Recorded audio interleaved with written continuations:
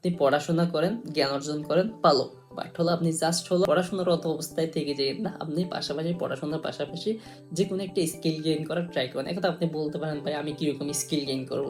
আসলে স্কিলের ওইরকম কোনো লিমিটেশন বা স্কিলের কোনো সীমাবদ্ধতা নেই। আপনার যেটাতে ভালো, আপনি যেটাতে ভালো সেটাকে আপনি স্কিল হিসাবে গ্রহণ করতে পারেন। ধরেন আপনি ভালো আর্ট করতে পারেন, তাহলে আপনি ভালো আঁকাআঁকি করতে পারেন, আপনি ভালো গান গাইতে পারেন, সেটা একটা স্কিল।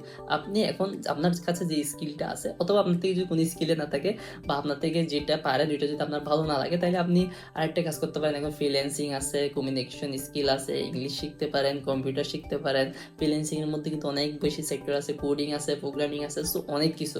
সো আপনার যেটা ভালো লাগে আপনি সেটা শিখতে পারেন। দেন হলো আপনার শেখা স্কিলটাকে আপনার থেকে বেচতে জানতে হবে বা নিজেকে বেচতে জানতে হবে। মানে হলো আপনি তো স্কিল শিখলেন, ভালো কথা, আপনার ডিগ্রি আছে, তাও ভালো কথা। বাট এখন এটাকে তো আপনার মানুষের কাছে প্রকাশ করতে হবে। সো প্রকাশ করার জন্য আপনাকে সেল করতে জানতে হবে।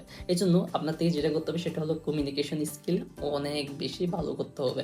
আপনি যত মানুষের সাথে সুন্দরভাবে কথা বলতে পারবেন বা যত নিজেকে সুন্দরভাবে উপস্থাপন করতে পারবেন, দেখবেন আপনি তত বেশি আপনার দক্ষতাগুলো মানুষের মাঝে ফুটিয়ে তুলতে পারবেন।